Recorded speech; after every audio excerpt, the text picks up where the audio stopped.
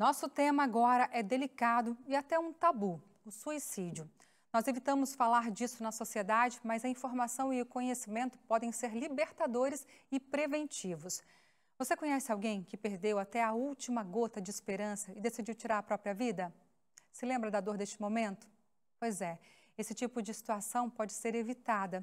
Hoje, 10 de setembro, é o Dia Mundial de Prevenção ao Suicídio. E para entender como prevenir esse mal, recebemos no nosso estúdio agora a psicóloga clínica Suelen Correia. Suelen, bem-vinda, boa noite, para a gente falar sobre um tema tão delicado, viu? Olá, Darcy, boa noite. Obrigada pela oportunidade de estar aqui falando sobre esse tema que é extremamente importante a gente estar debatendo enquanto sociedade. Exatamente. Gente, aqui no Brasil, o último boletim epidemiológico do Ministério da Saúde mostrou que o suicídio é a terceira maior causa de mortes de jovens entre 15 e 19 anos. É alarmante. O que está adoecendo os nossos jovens na atualidade? Então, durante os atendimentos, né, nós percebemos que hoje os jovens eles têm algumas demandas diferentes, né, do que era comum lidar no passado, né? E os pais têm um pouco de dificuldade a lidar com essas novas demandas, né? Demandas como a pressão social, né? Inclusive o uso de redes sociais estimula uma comparação, né, muitas vezes com a vida ideal que se prega ou que se vê nas redes sociais e estimula essa comparação de maneira negativa.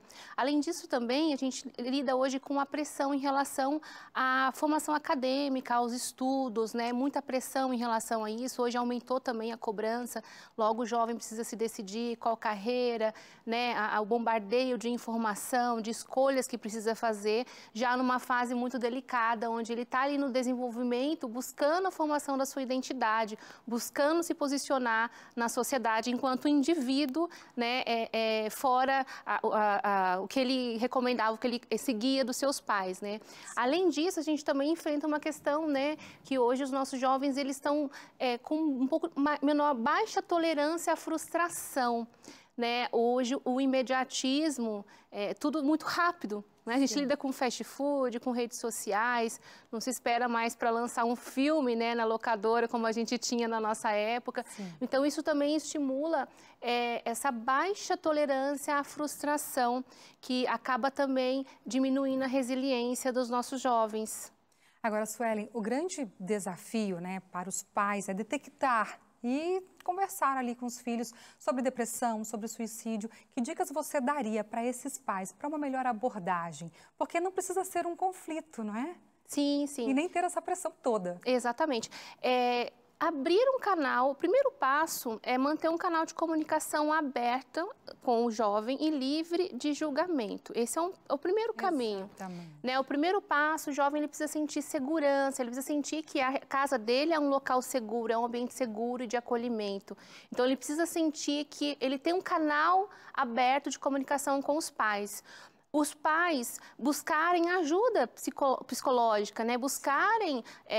a rede de apoio? Exatamente, a rede de apoio ou um auxílio, uma psicoterapia, uma orientação parental para lidar com as dificuldades caso perceba algum comportamento. Porque existe um comportamento do jovem esperado, como eu falei, da fase do desenvolvimento mesmo, desenvolvimento humano, né? Então, onde ele está buscando romper essa identidade dos pais. Então, ele busca um certo isolamento. Agora, os pais precisam saber identificar até que ponto isso faz parte do desenvolvimento e até que ponto aquilo já passou do limite e pode se tornar um risco para a saúde mental do jovem.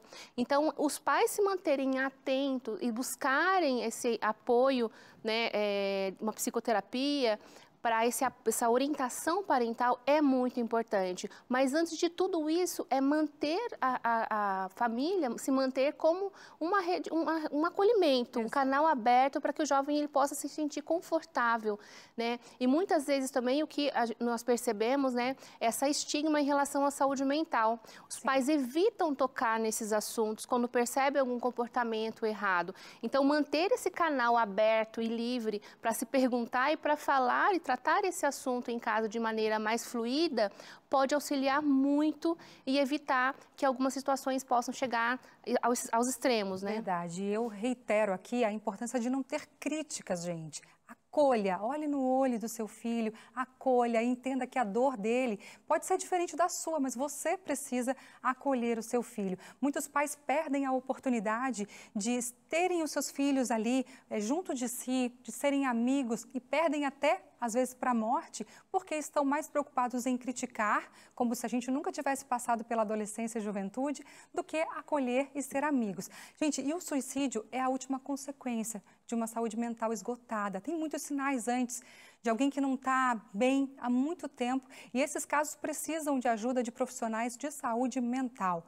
Como saber se está na hora de procurar ajuda profissional? Assim, a psicoterapia, ela é para todos, né? Todos nós temos desafios na vida. Pode ser preventiva também. Exatamente. Então, o momento de buscar psicoterapia é a qualquer momento, é a todo momento. Desde lidar com uma situação pontual, como desenvolver um autoconhecimento, porque o autoconhecimento é libertador. Se eu partindo do pressuposto que se eu me conheço, eu sei lidar com as minhas emoções, eu consigo interagir melhor, né, com a sociedade, eu tenho relacionamentos mais saudáveis. Então, o primeiro ponto, quando buscar psicoterapia? A psicoterapia ela é para todos, então a qualquer momento. Agora, sinais de alerta, né? Por exemplo, isolamento excessivo, comportamentos compulsivos, né?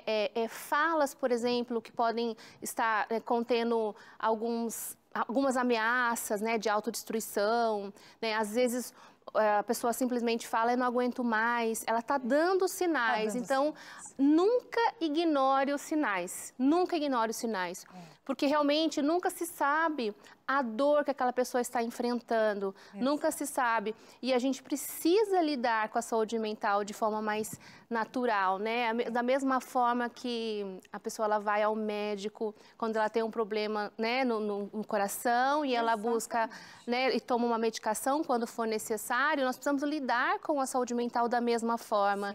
Né, quando necessário, fazer um acompanhamento, inclusive multidisciplinar, com acompanhamento psiquiátrico, com acompanhamento psicoterapia, né?